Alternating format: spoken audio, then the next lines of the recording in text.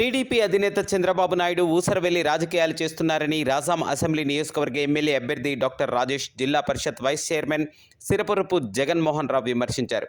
గతంలో వాలంటీర్లను కించపరిచిన చంద్రబాబు ఇప్పుడు ఎన్నికల్లో లబ్ధి పొందడానికి మాయమాటలు చెబుతున్నారని అన్నారు.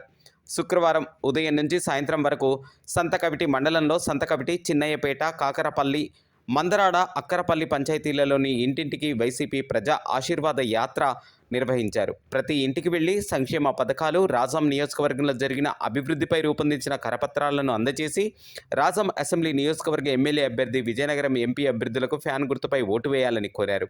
ఈ సందర్భంగా రాజాం అసెంబ్లీ నియోజకవర్గ ఎమ్మెల్యే అభ్యర్థి డాక్టర్ రాజేష్ మాట్లాడుతూ, 5 ఏళ్లుగా సీఎం జగన్మోహన్ రెడ్డి అందించిన సంక్షేమ పథకాల పట్ల ప్రజలు సంతోషంగా ఉన్నారని, మేం ఎక్కడికి వెళ్లినా సాదరంగా ఆహ్వానిస్తూ తాము జగన్ వెంటనే ఉంటామని అంటున్నారని పేర్కొన్నారు.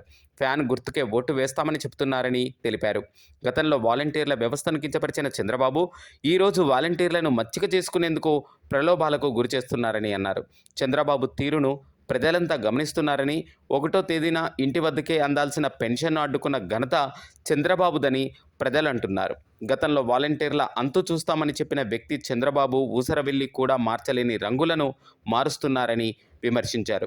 గతంలో మోదీని విమర్శించిన చంద్రబాబు ఈరోజు మోదీ కాళ్లు పట్టుకుంటున్నారని పేర్కొన్నారు. రానున్న ఎన్నికల్లో ప్రజలు ఏకపక్షంగా వైసీపీకి ఓటు వేయడానికి సిద్ధంగా ఉన్నారని తెలిపారు.